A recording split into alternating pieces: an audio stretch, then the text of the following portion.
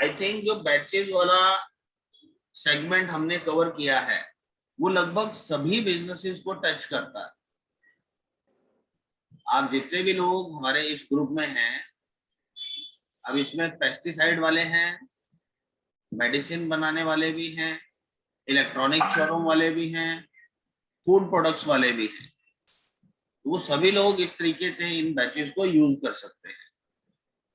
अमन, आप कल नहीं थे क्लास में, वीडियो रेफर करेंगे तो आपको काफी कुछ जानने को मिलेगा। हाँ जी सर, मैंने देखा है वीडियो में ना, आधा देखा था, आधे देखा मैंने बैचेज जी। बैचेस का मैनेजमेंट स्टार्ट करो, काफी हेल्पफुल रहेगा आपके लिए। हाँ जी, बैचेज करते हैं सर हम। बहुत बढ़िया। ये जो रिपोर्ट्स हम आपको दिखा रहे हैं या जो आपने कल देखा होगा वीडियो में, आप ऑलरेडी अप्लाई कर रहे हैं सब चीजें? हाँ जी सर, बिल्कुल। बहुत बढ़िया, बहुत अच्छे। तो अभी हम उसी कड़ी को आगे बढ़ाते हुए हमारी इन्वेंट्री मैनेजमेंट को और बेटर करने की कड़ी में हमारे पास आज का टॉपिक है स्टॉक क्वेरी। स्टॉक क्वेरी क्या होता है? स्टॉक क्वेरी होता है कि हम अपने प्रोडक्ट को अच्छे से समझ पाए, उसकी जितनी भी जानकारी है वो हमें इजीली मिल पाए। Stock query report provides the complete information related to a particular stock item। एक आइटम से जुड़ी सारी जानकारी हमें उपलब्ध कराता है सिंगल स्क्रीन के ऊपर। इन डिटेल्स के अंदर क्या क्या है, उस आइटम का एलियास मतलब उर्फ सेकंड नेम क्या रखा हुआ है हमने, उसका अगर कोई पार्ट नंबर फीड कर रखा है तो वो क्या है, किस स्टॉक ग्रुप का हिस्सा है, कौन सी स्टॉक कैटेगरी का हिस्सा है, उसकी कितनी क्वांटिटी अभी बची हुई है, उसकी कॉस्टिंग क्या है, उसका स्टैंडर्ड सेलिंग प्राइस क्या है, कॉस्टिंग के लिए कौन सा मेथड चूज किया गया है, मार्केट वैल्यूएशन के लिए कौन सा मेथड यूज किया गया है, उसकी स्टैट्यूटरी डिटेल्स, उसकी टैक्सेशन डिटेल्स क्या है, वो सब कुछ हम एक ही स्क्रीन पे देख सकते हैं। उसके अलावा स्टॉक क्वेरी रिपोर्ट की मदद से हम अपने टॉप बायर और सेलर को आइडेंटिफाई कर सकते हैं। अगर हमें पता लगे कि हमारा सबसे बढ़िया बायर कौन सा है या सबसे बढ़िया हमारा सेलर कौन सा है, तो हम उसके हिसाब से उसके साथ डीलिंग्स को प्लान कर सकते हैं। दोनों तरीके से, कौन अच्छी टर्नओवर दे रहा है और कौन अच्छा क्वांटिटी वाइज हमारे को मार्जिन दे रहा, ये सारी चीजें हम स्टॉक क्वेरी रिपोर्ट की मदद से देखेंगे। तो आज हम प्रैक्टिकली यही काम करने वाले हैं कि स्टॉक क्वेरी कैसे काम करती है और अपने टॉप बायर और सेलर को कैसे ढूंढ सकते हैं। तो आइए हम मूव करते हैं टैली पे। Display statement of inventory stock query, shortcut की बात करें तो DET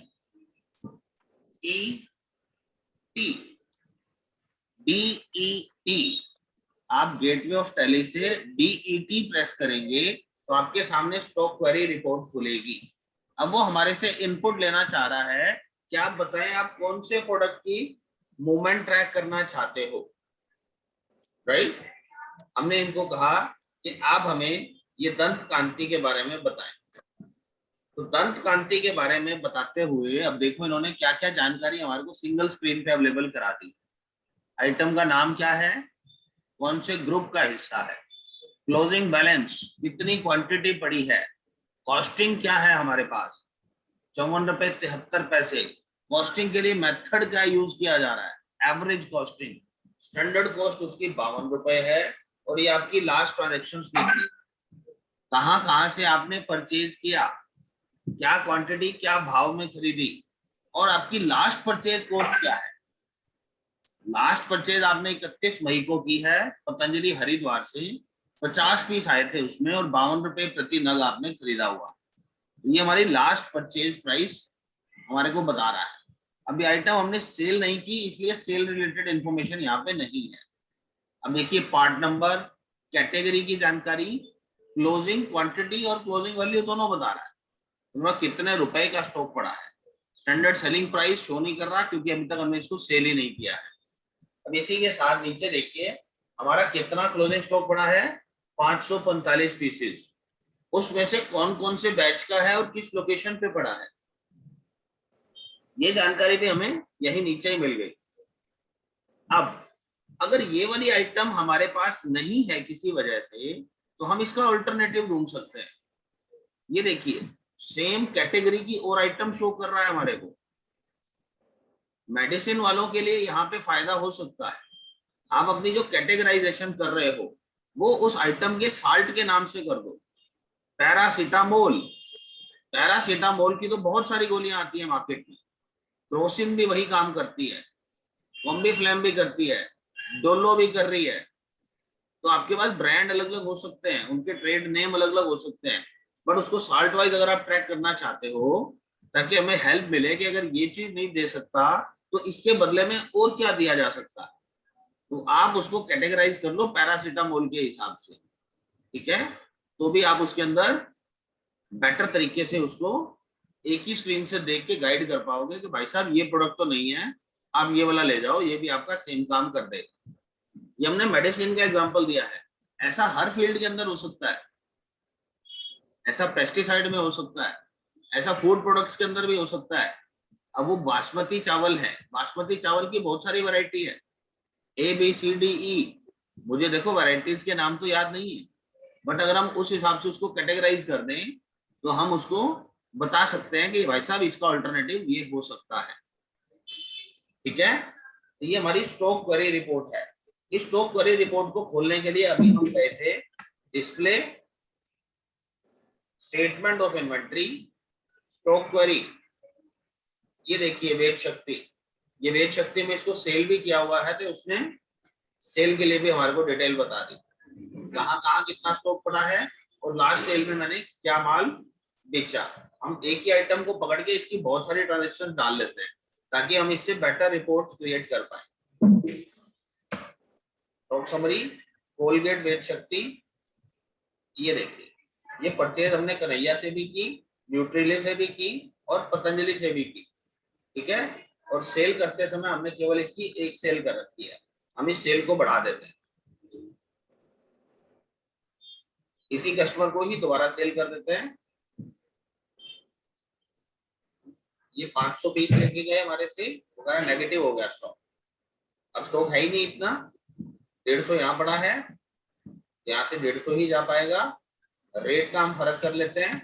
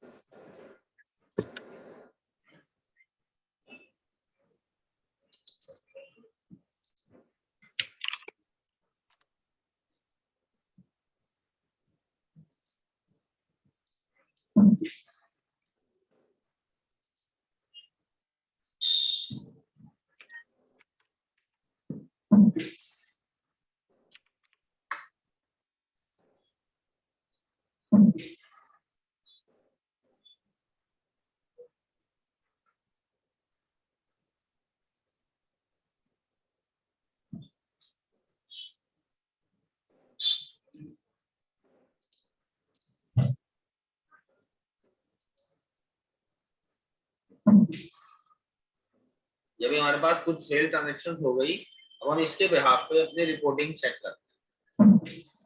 display, statement of inventory, stock query, Colgate. ये देखो मल्टीपल टाइप के कस्टमर हो गए, कोई क्वांटिटी कम ले रहा है, कोई ज्यादा ले रहा है, किसी को कम रेट लगा रहे हैं हम, किसी को ज्यादा रेट लगा रहे हैं। ये सारी के सारी ट्रांजेक्शन हमने एक ही स्क्रीन पे अवेलेबल हो गई।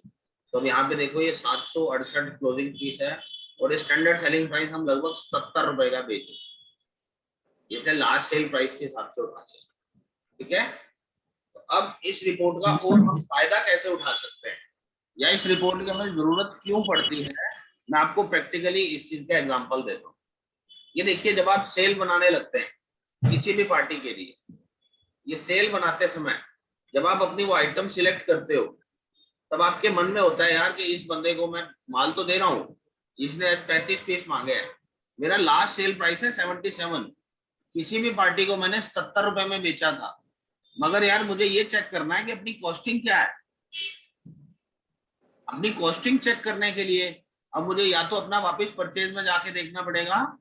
तो आपने जहां पे आइटम सिलेक्ट कर रखी है, आइटम का नाम सिलेक्ट करने के बाद आप यहाँ पे ऑल्ट एस दबा दें, alt S, S for Shimla. यहाँ पे स्टॉक क्वेरी रिपोर्ट आपकी खुल जाएगी और यहाँ आपको पता लग जाएगा कि मेरी अभी तक एवरेज कॉस्ट क्या आ रही है और लास्ट परचेज प्राइस क्या है, किस किस सप्लायर से मेरे को किस भाव में माल आ रहा है, और मैं इस आइटम को और किन लोगों को क्या क्या रेट पे बेच रहा हूँ। ठीक है, अभी पर्टिकुलरली इसी कंपनी का ही लास्ट बिल दिखा रहा है कि आप इसको पहले 79 में बेच 77 में बेच चुके हो। अगर सेल करते समय हमें ये जानकारी उपलब्ध हो जाती है तो हमारे लिए काफी इजी हो जाता है कि हम इसके साथ पहले से कैसे डीलिंग कर रहे हैं, इस पार्टी के साथ हमें कितना मार्जिन चाहिए, वो सब चीजें हमें एक स्क्रीन पे अवेलेबल हो जाती है। Will it be helpful? Yes sir. अक्सर ये कहता है ना कि यार कितना मार्जिन जोड़े इसमें, कॉस्टिंग क्या है, कभी कॉस्टिंग से नीचे ना बेच दो, मैं डर लगा रहता है। तो आप यहाँ से ऑल टेस्ट करके अपने आइटम की कॉस्टिंग चेक कर सकते हो, उसके स्टॉक की चेक कर सकते हो, उस चीज के ऑल्टरनेटिव चेक कर सकते हो। जैसा हमने पहले अभी पैरासीटामोल का एग्जांपल दिया है, उस आइटम से जुड़े हुए और क्या क्या आइटम है जो मैं दे सकता हूँ, एक काफी तरीके से हमें हेल्प करने वाली, राइट। ये हमारी स्टॉक क्वेरी रिपोर्ट है। इस स्टॉक क्वेरी रिपोर्ट को अभी भी हमने केवल अपनी फाइनेंशियल ट्रांजैक्शंस के लिए यूज किया। अब देखो यहाँ पे मैं ऑल टेस्ट करके इसको अब डिटेल्ड भी करता है, F12 कीजिए और इसके स्टैट इन्फो, मैं इसकी स्टैट इन्फो भी देख सकता हूँ। स्टैट इन्फो का मतलब टैक्सेशन से जुड़ी हुई, इसका HSN कोड मैंने क्या डाल रखा है, इसका CGST SGST क्या है, वो भी सब मुझे इसी स्क्रीन पे ही मिल जाएगा, हर एंगल से, मतलब स्टैट्यूटरी पार्ट से भी और फाइनेंशियल पार्ट से भी, सब्स्टिट्यूट देने के पार्ट से भी, हर तरीके से रिपोर्ट बहुत बढ़िया साबित होती है। ठीक है जी, आइए इसी रिपोर्ट को अब हम एक एंगल से और देखने की कोशिश करते हैं।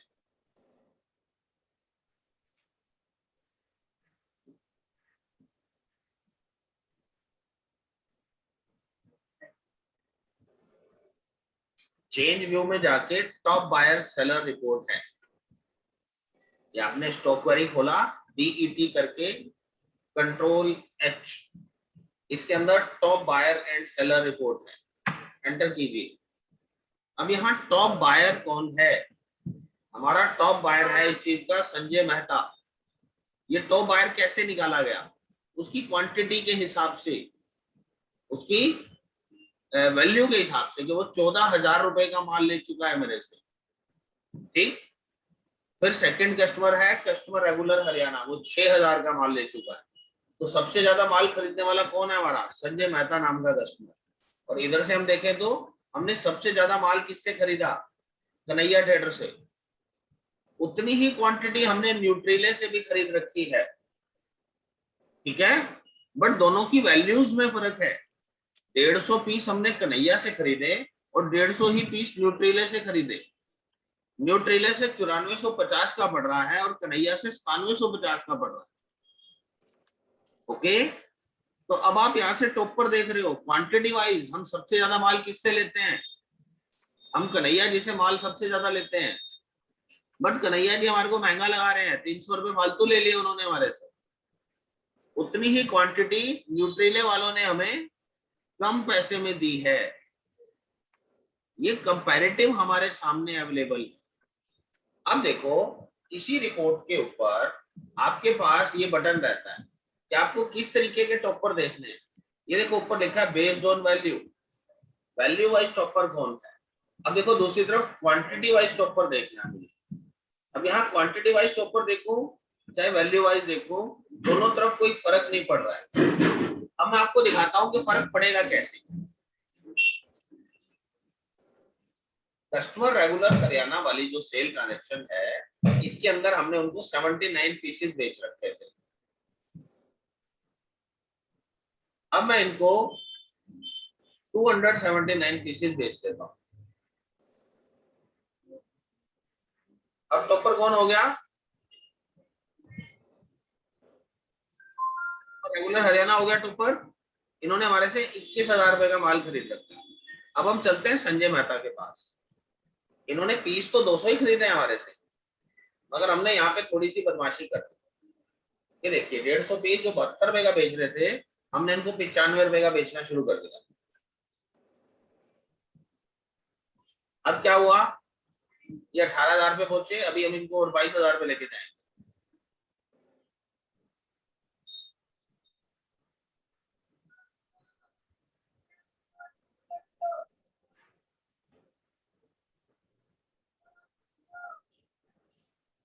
अभी भी 19 का है।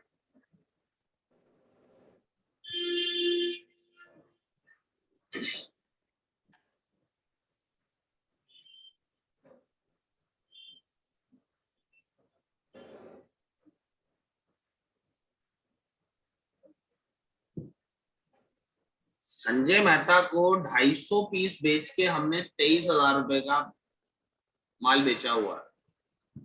और कस्टमर रेगुलर हरियाणा को हमने 279 पीस बेचे हैं और उनसे हम 21,483 रुपए ले पाए। अब देखिए वैल्यू वाइज टॉपर कौन है? संजय मेहता। और अगर मैं क्वांटिटी वाइज टॉपर देखता हूं तो देखो रेगुलर कस्टमर हरियाणा हो। अब इन दोनों रिपोर्ट्स का मतलब क्या निकल रहा है? इसका मतलब देखिए कि संजय मेहता एक वो पार्टी है जो हमें ज्यादा मार्जिन दे रहा है, और कस्टमर रेगुलर हरियाणा वो पार्टी है जो हमारे को ज्यादा सेल्स क्वांटिटी वाइज ज्यादा ले रहा है, मतलब उसकी बल्क बाइंग कैपेसिटी ज्यादा है। वो बार्गेन करेगा डेफिनेटली। जिसकी ज्यादा बाइंग कैपेसिटी होती है, ज्यादा पीसेस खरीदेगा, वो रेट में बार्गेन जरूर करेगा। जब हमें प्रॉफिट की जरूरत है तब हमें संजय मेहता जैसे कस्टमर पे फोकस करना है, और जब हमें वॉल्यूम की जरूरत है तब हमें कस्टमर रेगुलर हरियाणा जैसे कस्टमर पे फोकस करना है। मंथ एंड के अंदर जब आपके टारगेट शॉर्ट पड़ रहे होते हैं तब आपको कौन चाहिए? तब आपको संजय मेहता नहीं चाहिए, तब आपको कस्टमर रेगुलर हरियाणा चाहिए। क्योंकि वो भाई साहब एक शॉट के अंदर पता ही नहीं क्या कर सकता है। आप उसको 2 रुपए कम ऑफर करोगे तो वो तो क्वांटिटीज के साथ और वंडरफुल गेम खेल सकता है। तब आपको इस टाइप की सिलेक्शन हेल्पफुल रहती है। इस टाइप की रिपोर्ट हमारे सामने पड़ी हो कि उसका ट्रैक रिकॉर्ड क्या कहता है। ठीक है, इन चीजों को देखते हुए हम बड़े ही वाइज डिसीजन ले सकते हैं।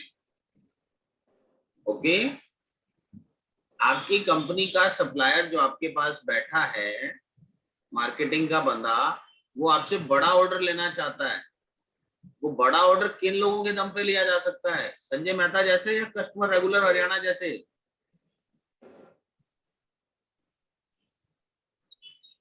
हाँ जी सर, कमेंट करें।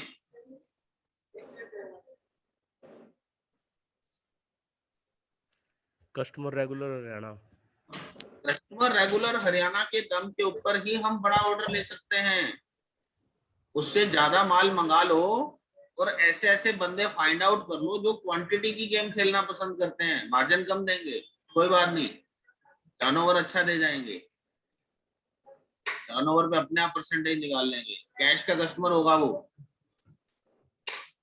कई तरीके से बेनिफिट ले सकते हो आप उसके। ठीक है, गुड।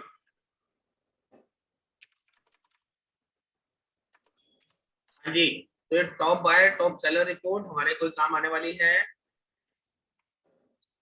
पूंजी दरवाजा बंद करिए। Yes sir. बंसल जी,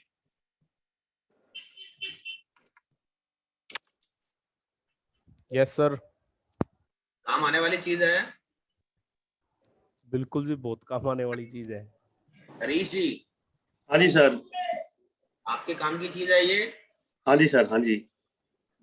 आपका चलो ठीक है कि आपको स्टॉक वाइज मेंटेन, आप कह रहे थे कि हमारा तो जितना माल आता है सारा ही बिक जाता है एज इट इज। हाँ, पर ये चीज काम की है सर। ये बायर रिपोर्ट्स सेलर। आपके काम आ सकती हैं।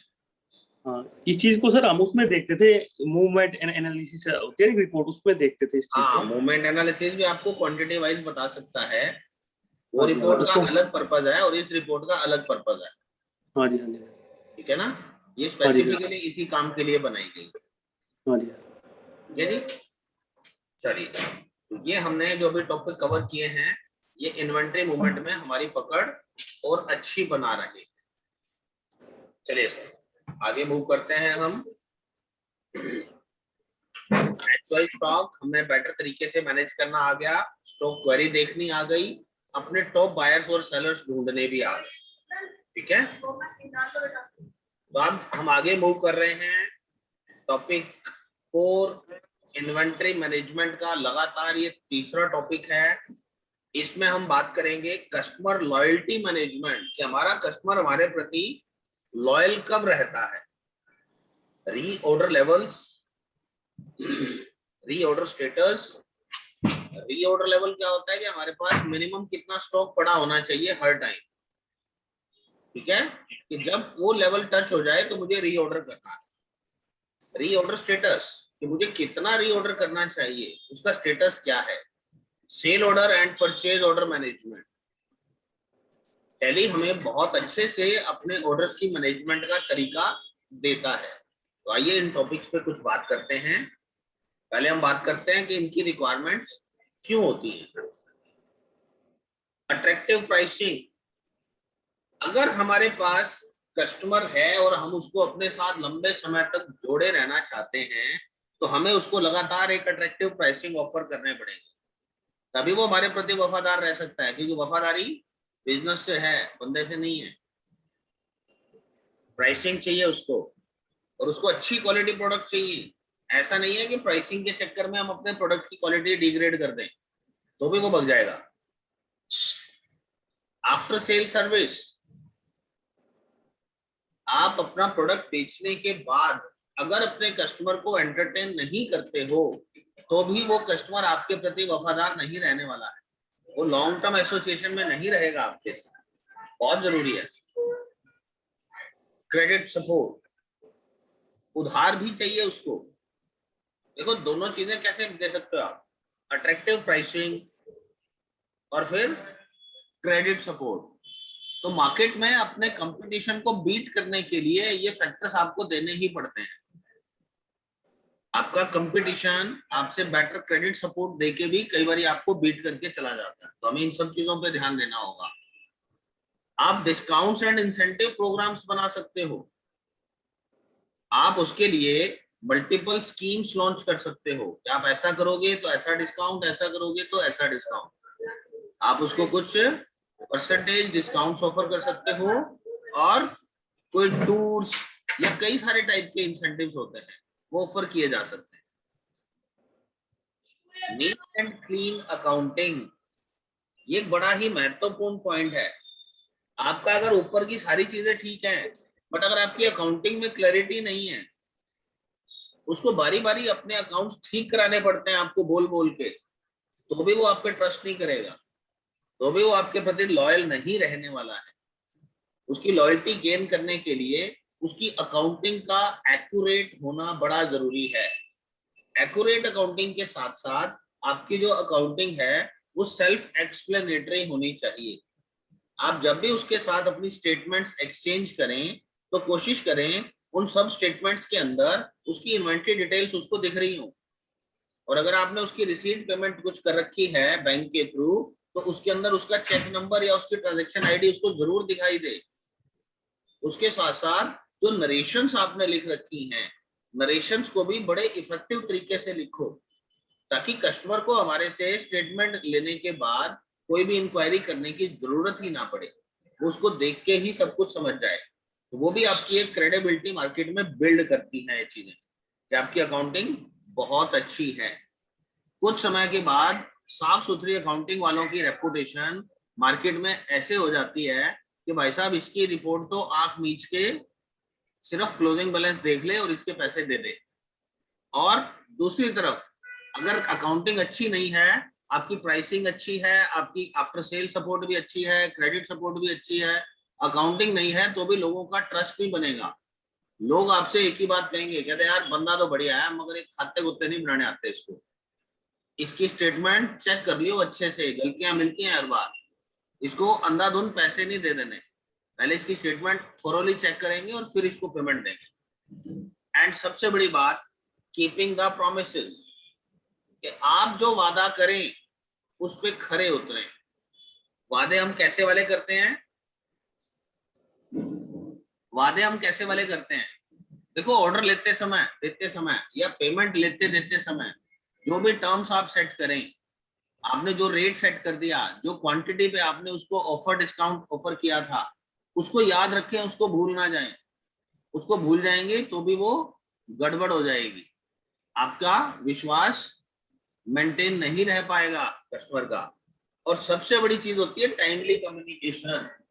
आप अपने कस्टमर को कोई भी जानकारी सही समय पर दे रहे हो या नहीं दे रहे हो। अगर आप कुछ चीजें डिले करोगे, देखो आपके डिले करने से वो ऑप्शन मार्केट में फैल गई, वो और किसी रास्ते से अगर उसको पता लगेगी आपकी बजाय तो उसको बुरा लगेगा।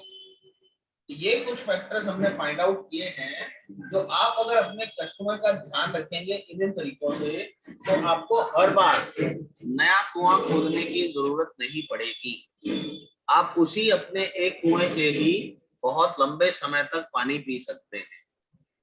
ठीक है ना? वही सोने की मुर्गी वाली कहानी है। अंडा चाहिए या मुर्गी?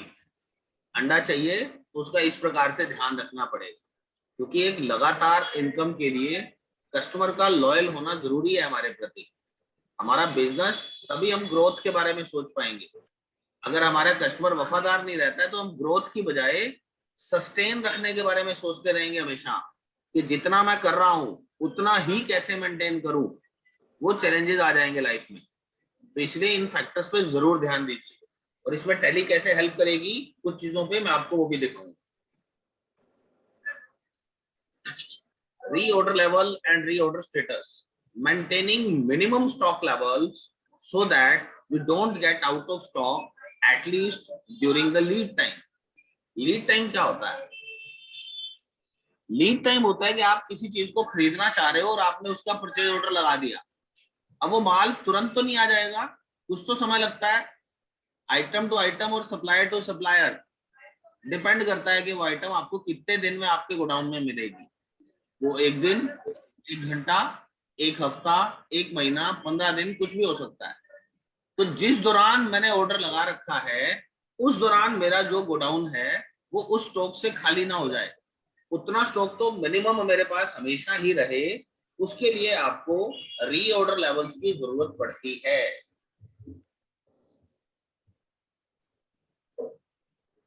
Stock level maintenance according to sales and lead time. अब कितना मेंटेन करें? हम अपने अंदाजे से मेंटेन करेंगे तो गड़बड़ रहेगी। हमें अपनी सेल्स के हिसाब से मेंटेन करना है। हम पिछले क्वार्टर की सेल देख सकते हैं, या हम पिछले साल उस पीरियड के दौरान की गई अपनी सेल्स को ट्रैक करके और फिर अपने रीऑर्डर लेवल्स बना सकते हैं। ठीक है? और लीड टाइम और सेल्स डिमांड को देखते हुए हमें डिसीजन लेना होता है कि हम कितना स्टॉक मेंटेन करें। Knowing the status of stock and taking right decisions well in time. अगर हम सही समय पे सही निर्णय ले लेंगे तो ही हम आउट ऑफ स्टॉक जाने से बच पाएंगे और कस्टमर हमारी दुकान से खाली नहीं जाएगा। ठीक है? अब टैली ने कंप्लीट सेल और परचेज प्रोसेस इसके अंदर बना रखी है। किस तरीके से? सबसे पहले हम सेल ऑर्डर लेते हैं। जो पार्टी हमें परचेज ऑर्डर देती है उसको हम सेल ऑर्डर में एंटर कर लेते हैं अपने पास, क्योंकि वो उसके लिए तो परचेज ऑर्डर आया, क्योंकि उसको परचेज करनी है, हमने उसके अगेंस्ट सेल करनी है, तो इसलिए वो हमारा सेल ऑर्डर है। आपको जो भी ऑर्डर आए उस सेल ऑर्डर को आप रिकॉर्ड कर लें। उसके बाद आप डिलीवरी ऑफ गुड्स दे सकते हो। अगर आपका बिजनेस चालान पे ऑपरेट होता है तो आप पहले डिलीवरी चालान काटो। डिलीवरी चालान के बाद फिर आप उसका बिल बनाओगे और बिल के बाद उसकी रिसिप्ट आएगी। ये पूरी प्रोसेस टैली के अंदर इंटीग्रेटेड है। इसके अंदर एक चीज मेंशन नहीं की गई है और वो है कोटेशन। आप अपनी पार्टी को कोटेशन भेजना चाहो तो वो भी टैली की मदद से भेजी जा सकती है, ठीक है। ऐसे ही परचेज रिलेटेड ट्रांजैक्शन है। परचेज ऑर्डर, आप अपने सप्लायर को पीओ इशू कर सकते हो। पीओ परचेज ऑर्डर को बोलते हैं। आपने दे दिया, उसके अगेंस्ट माल आ गया, बिल नहीं आया, तो आप receipt of goods receipt note में डाल सकते हो। उसके बाद आप उसमें परचेज इनवॉइस डाल सकते हो। परचेज इनवॉइस बनाते समय आपको टैली पूरी हेल्प करेगा कि ऑटोमेटिकली जो आपने रिसिप्ट ऑफ गुड्स चढ़ा रखी है उसके अगेंस्ट ही आप परचेज कर लोगे, तो आपको मैनुअली वो सारी चीजें एंटर नहीं करनी पड़ेगी। और जब आप उसकी पेमेंट करोगे तो पेमेंट का तो एग्जांपल हम स्टार्टिंग में ही देख चुके अगेंस्ट रेफरेंस करके कि किस बिल की पेमेंट करनी है। तो टैली में पूरी कंप्लीट प्रोसेस बनी हुई है, मगर टैली कभी भी हमें फोर्स नहीं करता कि आपको सारी प्रोसेस यूज करनी है। आपके नेचर ऑफ बिजनेस के हिसाब से आपको जैसी जैसी चीजों की जरूरत पड़ती जाए आप उसको एनेबल करते जाए, ठीक है। तो ये पार्टली भी एनेबल की जा सकती है। फिर हम अपने ऑर्डर ट्रैक कर सकते हैं, किस आइटम के कितने ऑर्डर बाकी पड़े हैं, किस पार्टी के कितने ऑर्डर बाकी पड़े हैं, किस ग्रुप के। ग्रुप मतलब अगर हमने सिटी वाइज ग्रुप बना रखे हैं तो भी हम ग्रुप वाइज भी ऑर्डर ट्रैक कर पाएंगे। या स्टॉक आइटम के ग्रुप बना रखे हैं, अभी सैमसंग के कितने ऑर्डर बाकी पड़े हैं, तो हम उस एंगल से भी सारा डेटा एनालाइज कर सकते हैं। तो ये सब रिपोर्ट्स हमारे पास अवेलेबल हैं। अब हम इनको धीरे धीरे प्रैक्टिकली टैली में करके देखते हैं कि आप अपनी आइटमों के रीऑर्डर लेवल कैसे सेट कर सकते हो, सेल ऑर्डर परचेज ऑर्डर आप प्रोसेस कैसे कर सकते हो, और उसकी मदद से कैसे आपका रीऑर्डर स्टेटस बनेगा। कस्टमर लॉयल्टी प्रोग्राम जो हमने डिस्कस किया उसके अंदर हमारा जो प्रॉमिस उसको किया जा रहा है, हमें उस प्रॉमिस के ऊपर खरे उतरना है। तो उसको खरा उतरने के लिए हमें अपने ऑर्डर्स के थ्रू उस चीज को टैली को बता देनी चाहिए। अगर हम मैनुअली चीजों को याद रखने की कोशिश करेंगे तो हो सकता है हम याद ना रख पाए। वो जिम्मेदारी टेक्नोलॉजी को सौंप दो। टैली ने प्रोसेस बनाया है ऑर्डर रिकॉर्ड करने का। जैसे ही किसी पार्टी से आप नेगोशिएशन करके उसके साथ जो टर्म्स फाइनल हुई हैं उसके ऑर्डर की, वो टर्म्स आप टैली को बता दो। टैली हमेशा के लिए उसको याद रखेगा और आपको भूलने नहीं देगा, ठीक है। ये चीज हमारे कस्टमर लॉयल्टी में बहुत अच्छा रोल प्ले करेगी। आइए अब हम प्रैक्टिकली टैली में सब कुछ करके देखते हैं।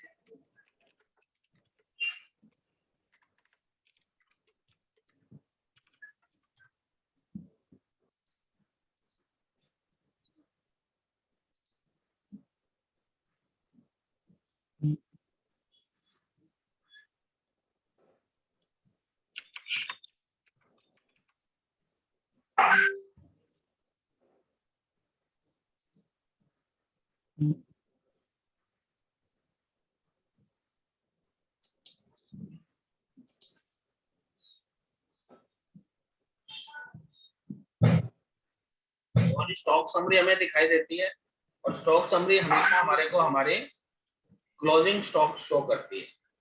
ये हमने ज्यादा बेच दिया, इसकी थोड़ी सी परचेज बढ़ा के रख लेते हैं।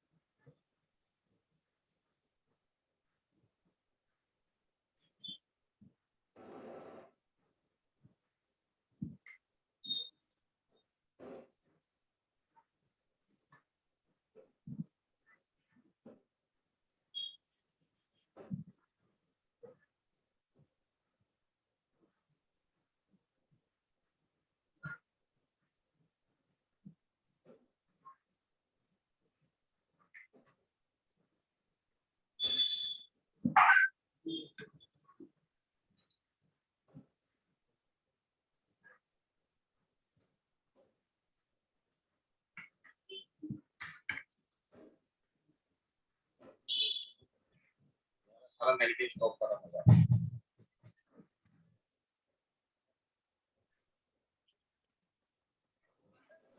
आवाज आ रही है मेरी सभी को, या कोई इशू है? आ रही है सर। आ रही है sir. Okay.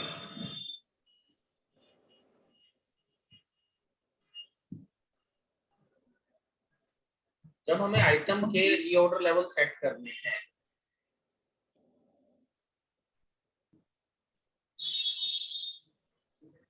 Reorder level set करने से पहले देखिए यहाँ पे हमारे पास ऑप्शन नहीं आ रही है अभी, तो हमें पहले इसका ऑर्डर एनेबल करने पड़ेंगे।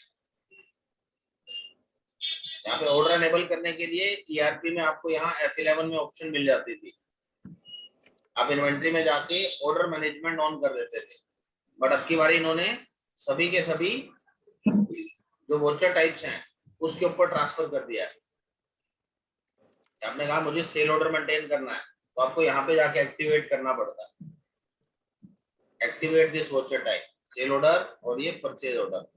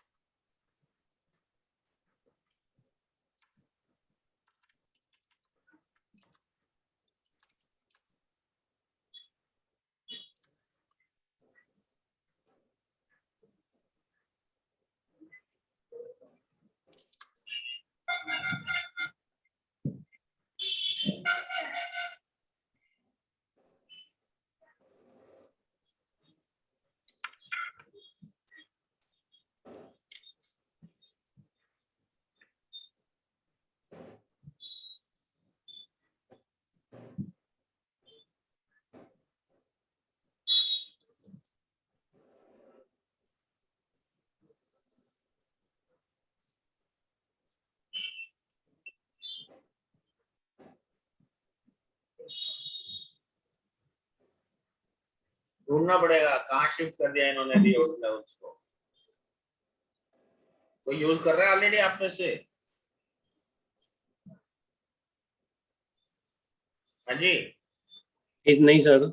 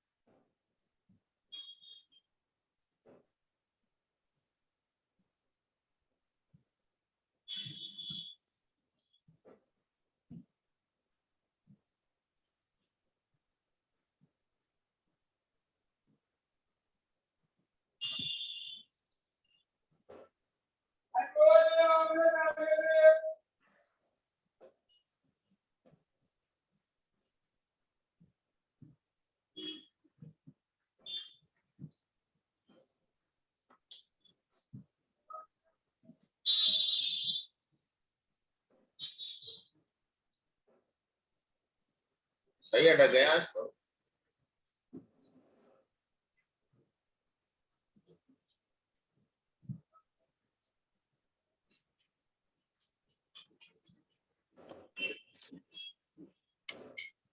ये सेल्स वोचर पे देखा सर आपने? सेल्स वोचर पे सेल्स वोचर में नहीं, मास्टर्स का पार्ट होता है। अच्छा। ये यहाँ देखोगे ना आप, यहाँ हम जब करते थे, ये रीऑर्डर लेवल हमारे पास इन्वेंटरी इन्फो में आता था, और ये आता कब था, जब हम sale order and purchase order management को ऑन कर देते थे। ये मास्टर पार्ट है रीऑर्डर लेवल्स।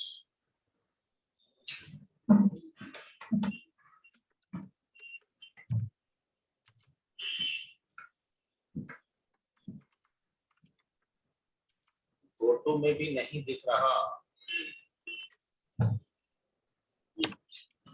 सही उलझा दिया इन्होंने। स्टॉक ग्रुप, ग्रुप पे भी नहीं।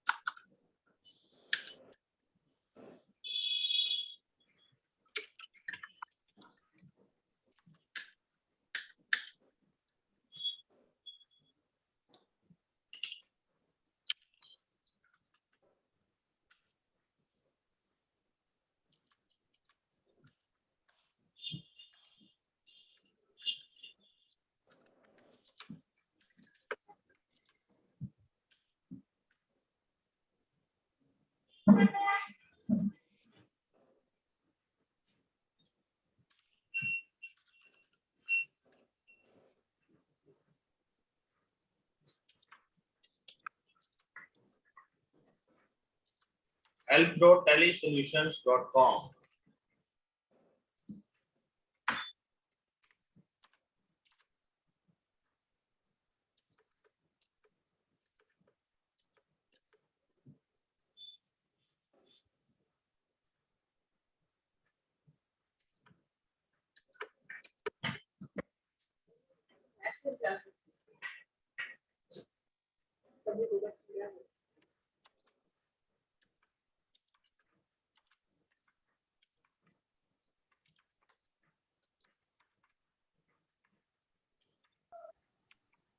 सर हेलो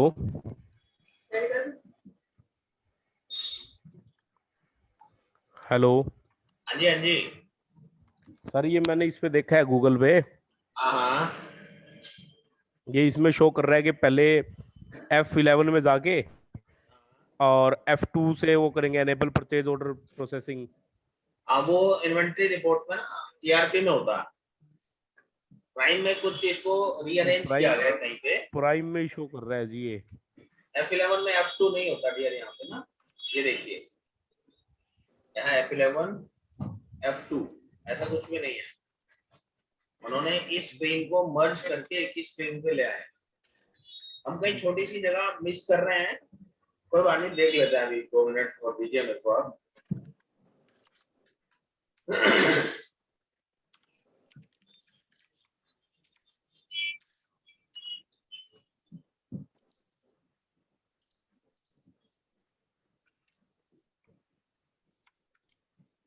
ये देखो, गेटवे ऑफ टैली ऑल्टर में जाके रीऑर्डर लेवल स्टॉक आइटम, ये ऑल्टर में मिलना चाहिए। ऑल्टर, शो मोर इन ये रहा, हम क्रिएट में ढूंढ रहे थे, ये ऑल्टर में दिया हुआ, ठीक है। गेटवे ऑफ टैली में ऑल्टर में चल के स्टॉक आइटम तो स्टॉक आइटम को ऑल्टर करेगा, यहाँ नहीं जाना, ऊपर शो मोर में जाना है। शो मोर में शो इनएक्टिव करने की जरूरत नहीं पड़ी क्योंकि ये सामने ही आ गया। अब आप जो अपने लेवल सेट करना चाहते हो वो आइटम के लिए करना चाहते हो, पूरे ग्रुप के लिए कैटेगरी वाइज करना चाहते हो? हम आइटम वाइज करना चाहते हैं। अब हम यहाँ पे गए, हमने कहा कोलगेट वेद शक्ति। अब यहाँ पे हमारे पास देखो इतना वाइड रिपोर्ट है, हम इसमें ऑल टेस्ट करके सिंपल कर लेंगे और simple minimum quantity, reorder quantity, ठीक है। रीऑर्डर क्वांटिटी मुझे यहाँ पे कम से कम 100 पीस तो अपने स्टॉक में चाहिए ही चाहिए। मिनिमम ऑर्डर क्वांटिटी कि इसका जो ऑर्डर है मिनिमम कितने का लेती है कंपनी, कितने का ऑर्डर मुझे कम से कम लगाना चाहिए। मिनिमम ऑर्डर जो है, इससे नीचे का ऑर्डर तो नहीं लगाए। और रीऑर्डर क्वांटिटी है कि इतना माल तो हमें अपने स्टॉक में चाहिए ही चाहिए। मिनिमम ऑर्डर क्वांटिटी हमने कहा 10 पीस का कम से कम लगेगा, इससे कम तो लगेगा ही, या 20 पीस की पेटी है तो 20 पीस का ऑर्डर लगेगा ही। ये हमने कर दिया। अब ऐसे ही हर आइटम के लिए हम इसको डिफाइन कर सकते हैं। आइटम पे जाने की बजाय आप ग्रुप पे जा सकते थे, ऑल आइटम कर लेते तो एक ही स्क्रीन पे सब दिख जाता। अब यहाँ पे बताते जाओ कि आपको कितनी कितनी आपकी आइटमों की रिक्वायरमेंट है, ठीक है। मैगी कम से कम 100 पीस पड़ा होना चाहिए अपने पास। पतंजलि एलोवेरा सोप है, ये 50 पीस चाहिए। ऐसे आप हर एक आइटम की क्वांटिटी डाल लीजिए, किसी के 10 हैं, किसी के 50 हैं, वो तो आप अपनी रिक्वायरमेंट के हिसाब से ये ऑर्डर आप यहाँ पे फिट कर देंगे। ऑल्टर रीऑर्डर लेवल सेट करने के लिए ये गए ऑल आइटम, यहाँ पे आपको पुराना जो डला हुआ है वो दिख भी गया, और आप इसको चेंज करना चाहें चेंज भी कर सकते हैं, ठीक है। ये मैंने अपना रीऑर्डर लेवल सेट कर दी। अब रीऑर्डर लेवल सेट करने के साथ हमारे पास एक रिपोर्ट बनती है, display statement of inventory DER करके आपने स्टॉक ग्रुप किया, एंटर कर दिया। यहां देखिए ये क्या रिपोर्ट है। ये रिपोर्ट कह रही है कि इस समय फिलहाल आपके पास इतना क्लोजिंग स्टॉक पड़ा है, इतने आपके ऑर्डर बाकी हैं जो आपने लगा रखे हैं, पीओ हमने कोई नहीं लगा रखा, इतने आपके सेल ऑर्डर बाकी हैं जो मार्केट में आपने अभी माल देना है। हमने किसी का कुछ नहीं देना क्योंकि हमने ऑर्डर डाल ही नहीं रखे, हम पहले को बताते ही नहीं क्या ऑर्डर है मेरे पास। और फिर मैंने अपना रीऑर्डर लेवल सेट कर रखा है कि मेरे पास कम से कम इतना माल तो होना ही चाहिए। शॉर्टफॉल मतलब कमी, कितनी कमी निकली। इस समय रिपोर्ट में कोई कमी नहीं है क्योंकि जो क्लोजिंग स्टॉक है मेरा इस समय मेरे रीऑर्डर लेवल से कहीं ज्यादा है। तो इस चीज को, रिपोर्ट को अच्छे से समझने के लिए हमें ये सभी प्रकार की ट्रांजैक्शंस डालनी पड़ेंगी। कौन कौन सी? Purchase order, sale order. इसको देखो क्लोजिंग स्टॉक में वो ऐड करेगा परचेज ऑर्डर वाली क्वांटिटी को। भाई 1157 मेरे पे पड़े हैं और 10 पीस या 50 पीस का मैंने और ऑर्डर लगा रखा है, प्लस हो जाएगा सेल ऑर्डर मेरे जितने बाकी पड़े होंगे मार्केट के वो इसमें से रिड्यूस हो जाएंगे। फिर आ जाएगा net available, closing plus PO minus SO is equal to net available. फिर कंपैरिजन होगा नेट अवेलेबल और रीऑर्डर का, कि दोनों में से बड़ा कौन है। अगर रीऑर्डर लेवल बड़ा होगा तो वो शॉर्टफॉल में दिखाएगा उनका डिफरेंस। अगर नेट अवेलेबल क्वांटिटी बड़ी होगी तो शॉर्टफॉल है ही नहीं। अब शॉर्टफॉल है ही नहीं तो ऑर्डर प्लेस ही नहीं करना पड़ेगा, ठीक है। अब मान लो कि मेरे पास जो कोलगेट वेद शक्ति था, इस वेद शक्ति के ऊपर हमने रीऑर्डर सेट किया हुआ है 100 पीस। मैं एग्जांपल के लिए एक बार क्वांटिटी चेंज कर देता हूं।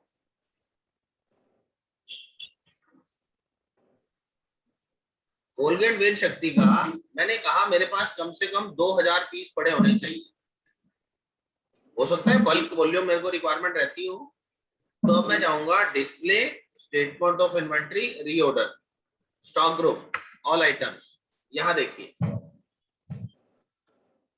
अपने पास अवेलेबल कितने हैं? 1157 पीस, और हम कह रहे हैं हमारे स्टॉक में कम से कम 2000 होने चाहिए। अब 2000 से कितना शॉर्टफॉल है? 843 का, ठीक है, और कम से कम ऑर्डर 20 पीस का लगना चाहिए था, तो वो कह रहे हैं 843 का लग सकता है, क्योंकि 20 पीस तो उन्होंने मिनिमम कहे थे कि इससे कम नहीं दे, तो 843 आपको प्लेस किए जा सकते हैं। इस तरीके से ये रिपोर्ट हमारी हेल्प करने वाली है। कल हम डेटा की मदद से इस रिपोर्ट को और अच्छे से समझेंगे, ठीक है सर? कुछ फायदा पहुंचाएगी हमारे बिजनेस में ये रिपोर्ट? जी जी सर। सर। नहीं, यस सर, बहुत ज्यादा। बहुत ज्यादा फायदा पहुंचाएगी। तो कल हम कस्टमर लॉयल्टी प्रोग्राम के तहत सेल ऑर्डर परचेज ऑर्डर कैसे हेल्प करते हैं उसको यूज करेंगे, और इस रीऑर्डर स्टेटस रिपोर्ट को बहुत अच्छे से स्टडी करेंगे, ठीक है?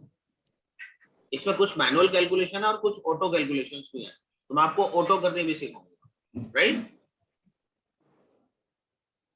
कोई भी इशू है तो आप मेरे को आज व्हाट्सएप करके पूछ सकते हो, हम उस पर बात कर सकते हैं, ठीक है जी? ठीक है sir. Bye for okay sir. Okay, bye. अच्छी लगी, ज्यादा भी पता लगेगा कोई बात हो रहा हो। पता